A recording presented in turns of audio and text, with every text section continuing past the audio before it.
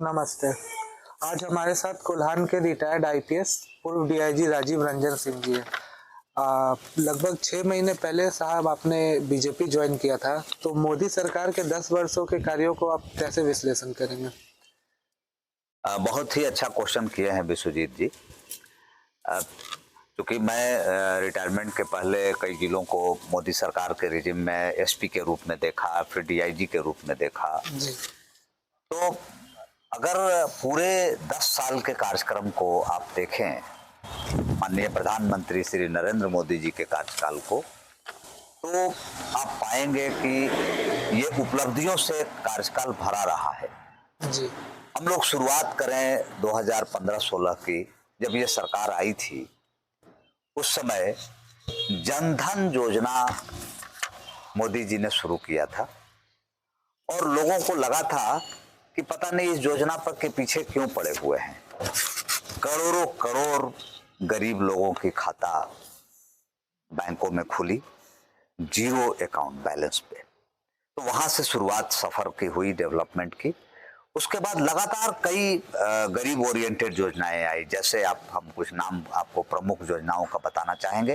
प्रधानमंत्री उज्ज्वला योजना, प्रधानमंत्री जो गरीबों के लिए उज्ज्वला योजना का बेसिक उद्देश्य था कि जो हमारी माताएं बहनें जो खाना बना रही हैं अभी तक कोयले पर या लकड़ी से, उनको गैस के चूल्हा फ्री में उपलब्ध कराया जाए। उसके बाद हमारी नेक्स्ट योजना जो सबसे इम्पोर्टेंट योजना थी, वो महिलाओं के लिए शौचालय बनाने की योजना शुरू हुई। वो भी मुफ्त में गवर्नमेंट सरकारी एजेंसियों को लगा करके घर घर में शौचालय बनाई। और आज़ादी के 70 वर्षों के बाद, लगभग 65-70 वर्षों के बाद ओडीएफ करने का निर्णय लिया गया, और जो कि एक सफल योजना के रूप में देखी गई। इसके साथ साथ सारे अकाउंट्स को आधार से लिंक करने के बाद जो बेनिफिशरीज का पैसा था, वो डीबीटी के माध्यम से सबके अकाउंट्स में भेजा जाने लगा।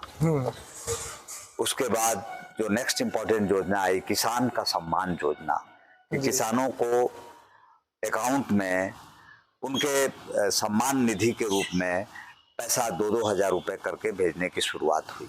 वो भी एक बड़ा इंपॉर्टेंट पहल था प्रधानमंत्री मोदी जी का। उसके बाद गरीबों को इलाज करने के लिए, लेकिन कई गरीब इलाज के अभाव में मर जाते थे, उसके लिए शुरू किया गया आयुष्मान योजना, जो बहुत ही पॉपुलर हुआ।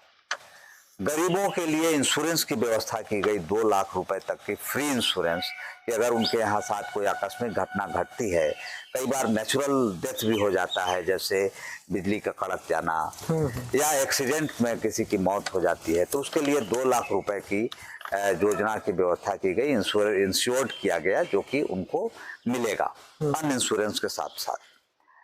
तो इस तरह से कई लाभकारी योजनाएं चलाई गई, जो कि आज उससे गरीबों के जीवन का अपलिफ्टमेंट हो रहा है। हम लोग कह सकते हैं कि एक बहुत बड़ी अचीवमेंट मोदी जी के कार्यकाल की कोविड जैसे महामारी में मैनेजमेंट भी है। कोविड में जबकि पूरा वर्ल्ड का सबसे विकसित कंट्रीज कहीं ना कहीं धाराशायी हो रहा था, उस समय भारत देश के 140 करोड़ जनता को फ्री में कोविड का वैक्सीनेशन कराना और यहाँ के लगभग 80 करोड़ जनता को फ्री में खाना खिलाना, ये कोई छोटी बात नहीं है। ये भारत देश का बहुत बड़ा अचीवमेंट है, और मोदी जी प्रधानमंत्री के इसके लिए जितना भी क्रेडिट कम दिया जाए, दिया जाएगा। साथ जितना भी अधिक से अधिक हम लोग क्रेडिट दे सकते हैं, कोई अतिशयोक्ति नहीं होगा देने में।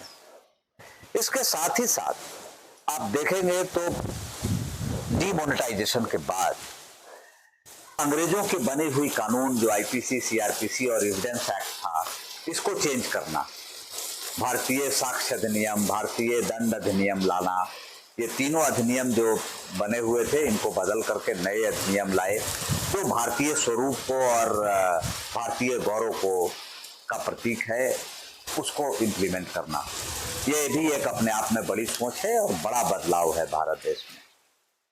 साथ ही साथ इंडिया को मैन्युफैक्चरिंग हब बनाना।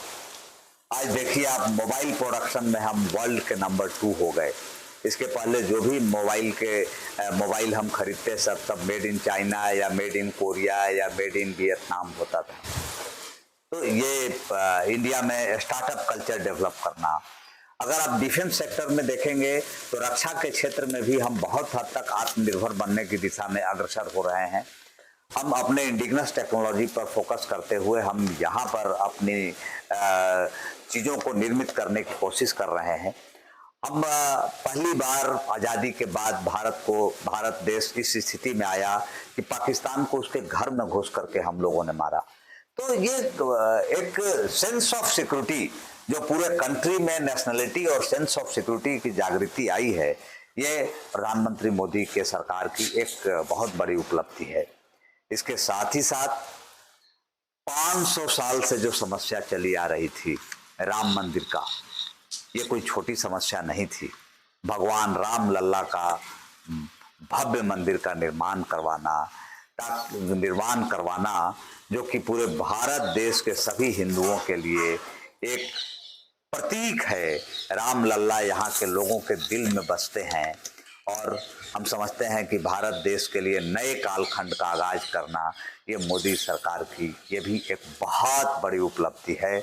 और हम समझते हैं कि 21वीं सदी का पूरे वर्ल्ड में रहने वाले हिंदुओं के लिए इससे बड़ी कोई उपलब्धि नहीं हो सकती है। उनका प्राइड, उनका गौरव, उनका स्वाभिमान वापस आया है। तो इस तरह से अगर एजुकेशन और हेल्थ के सेक्टर में देखेंगे तो इंडिया में इन 9 सालों में कई नए IIT, एम्स, IIM खुले हैं। मेडिकल की सीटों और मेडिकल के PG की सीट्स लगभग दुगनी हो गई है। भारत देश की आज़ादी के बाद इतने कम स्पेन में 9 साल में इतना ज़्यादा वृद्धि कभी नहीं हुआ था। इसके साथ ही साथ अगर GDP का हम बात करें तो आज इंडिया वर्ल्ड का 5th लार्जेस्ट इकोनॉमिक कंट्री हो गया है। ये हम सबों के लिए गौरव की बात है कि जिस कंट्री के हम गुलाम रहे 200 से अधिक साल तक, उस कंट्री से हमारा देश का इकोनॉमी ऊपर चला गया, आज वो कंट्री हमसे नीचे चला गया है। तो इस तरह से लगातार सभी क्षेत्रों में उपलब्धियां हैं। अगर आप राष्ट्रीय मुद्दों पर देखें तो माननीय प्रधानमंत्री की उपलब्धि बहुत ज्यादा है। जैसे कई असंभव लगने वाली चीजों को इन्होंने किया। जैसे हम कह सकते हैं कि जम्मू कश्मीर से धारा 370 का हटाया जाना, कुछ दिन पहले तक ये असंभव कार्य लगता था, इसको इन्होंने कर दिखाया और बहुत सक्सेसफुली इसका इम्पैक्ट जम्मू कश्मीर में पड़ा। इसके अलावा हम कह सकते हैं CAA का लागू करना, मुस्लिम माताओं बहनों के लिए ट्रिपल तलाक अधिनियम बनाना, जिससे कि उनके जीवन में जो तलाक 3 बार बोलने के चलते जो कष्ट आ रहे थे उसको दूर करना। चाहे आप जिस क्षेत्र को भी देखें, मोदी जी की उपलब्धियां अगर गिनाने लगेंगे तो सुबह से शाम हो जाएगी।